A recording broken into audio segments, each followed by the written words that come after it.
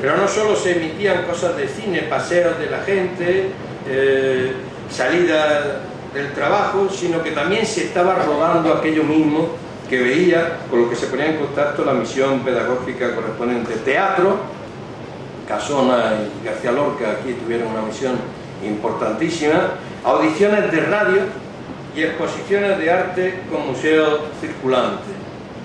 La misión se preparaba a través de una solicitud de tal pueblo, de tal zona, de tal aldea. En principio hubo un cortocircuito y parecía que iba a fracasar el proyecto, pero después empezaron a llegar, se dispararon las solicitudes y hubo que empezar a trabajar con mucha fuerza, y naturalmente ahí los intelectuales, los profesores, la gente que desde la justicia quería responder a ese enorme divorcio entre ciudad y campo, pues se aprestan a dar un tiempo importante en esta misión. La llamaban incluso misión, con este nombre que naturalmente se corresponde con esa redención que ellos buscaban. El servicio fundamental fue el servicio de biblioteca. El 60% de los presupuestos de las misiones pedagógicas fueron a libros. Se crearon 5.522 bibliotecas y, quitando los préstamos que no se computaron, llegó a haber 269.325 lectores, que es muchísimo, ¿no?, teniendo en cuenta a la parte que iba dirigida a la misión pedagógica. En principio se forman bibliotecas de 500 volúmenes, pero después también se forman muchísimas de 100 volúmenes. Mucha gente es la primera vez que ve un libro o que coge un libro, fundamentalmente que coge y abre un libro. Por eso en las bibliotecas pequeñas, en las de 100 volúmenes, se añade papel para forrar los libros. Se les manda papel y se les enseña a forrar los libros, se les da un marcapáginas y se les dan también fichas para los préstamos. Y se le deja al maestro de turno pues la gestión diaria de la biblioteca. Por lo tanto, el aspecto fundamental de las misiones pedagógicas fue esta instauración de bibliotecas que permanece en el sitio y que sigue dando función a través de la gestión diaria de los maestros. Luego el museo ambulante. La pintura, tenemos aquí una pintura excepcional en el Museo del Prado. No podían llevar los cuadros, las meninas, las fraguas, Greco. ¿Y qué es lo que hacen? Cogen a pintores muy importantes, que después hemos visto que eran importantes, aunque entonces todavía no se desconocía, como Ramón Gaya, como Eduardo Vicente, como Bonafé, y les piden que hagan copias de los cuadros fundamentales. Y hacen copias muy buenas, algunas prácticamente del tamaño adecuado al cuadro original. Se consiguen 2 colecciones, cada una de 14 cuadros. Y con esos 14 cuadros en camiones, pues van a los pueblos y hacen la exposición en recintos cerrados y explican y enseñan a la gente que vean el cuadro, que lo vean de cerca, que incluso se les regalan estampas y fotografías de aquella etapa, fundamentalmente en hueco grabado, para que cuando se vaya al cuadro retengan la imagen. Ahí cubre una función fundamental Luis Cernuda, por ejemplo, explicando los cuadros, explicando al Greco, explicando a Goya, explicando a Velázquez. Luis Cernuda, que tan mal se explica aquí su biografía. Luis Cernuda fue hasta miliciano de la guerra, del frente, hasta 1938, en que se va a Inglaterra. Fue del Partido Comunista un tiempo breve, pero nunca abandonó ese análisis de la situación, como se puede ver en su poema.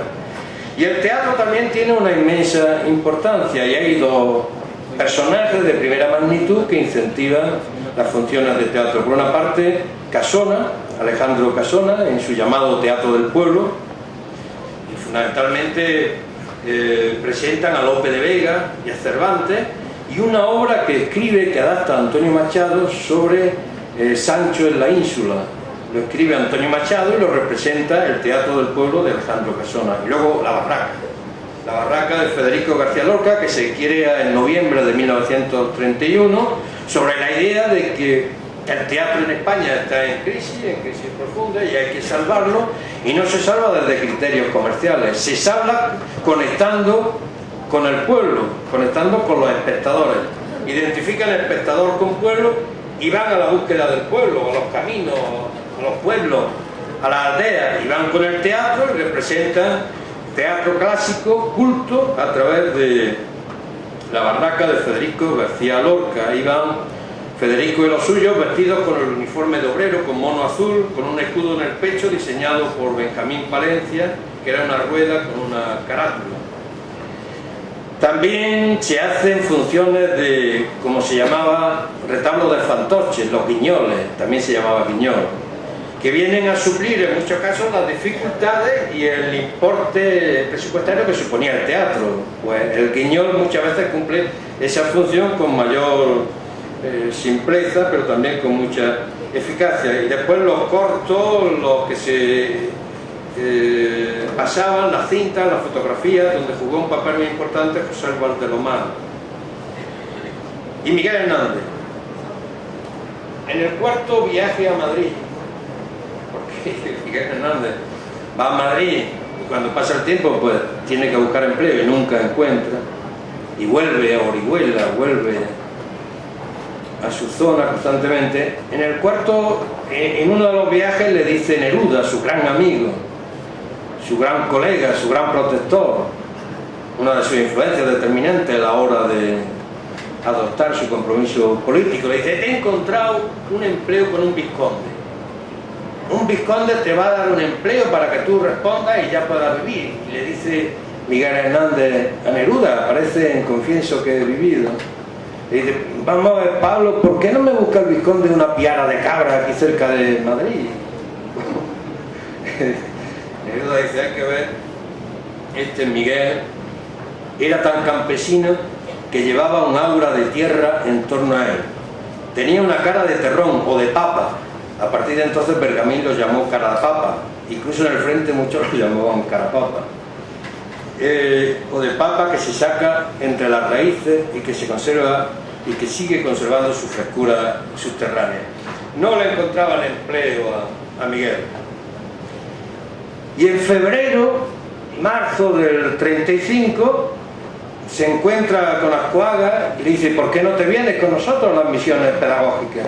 Bueno, encantado, Miguel Hernández encantado, porque junto a Neruda hay dos influencias que cambian su forma de pensar. Él tenía un conflicto ideológico muy fuerte ya desde el 34, con presiones muy fuertes de la parte religiosa, Siger y compañía, y el cura de Marcha, que no lo abandona nunca, que incluso le paga a Perito en Luna, le paga la edición de Perito en Luna, y su conflicto de estar con la gente y de ese amor que sentía. Ese amor no es amor que debe terminar en los altares. Y Neruda, las misiones pedagógicas de febrero-marzo del 35, y un poco antes y después la Escuela de Vallecas, Benjamín Palencia y Alberto y compañía, son los que lo conectan con el pueblo, lo conectan con la gente, porque sí, estaba conectado con la gente, con el terruño, pero con un cierto aislamiento vital desde siempre, o por lo menos así lo sentía él. Y se va a las misiones pedagógicas y allí trabaja con muchísima fuerza durante dos meses. Ya en ese momento su conflicto ideológico está teniendo un punto de llegada, una salida. Termina de conseguir que le editen El rayo que no cesa, que es su última obra amorosa y un poco abstracta en el sentido del compromiso que adoptaría después, y empieza a escribir ya unos poemas que por otra parte son de los más duros que ha escrito él en la etapa en que empieza a tener una opción social. Son El sonreírme, donde abandona la religión y lo dice claramente y de forma directa, y dice más cosas, ¿no?, con respecto a la lucha social. Alba de hachas, que es un poema durísimo. Son lo que escribe entre El rayo que no cesa y Viento del pueblo. Y ahí es donde se mete también la influencia de las misiones pedagógicas.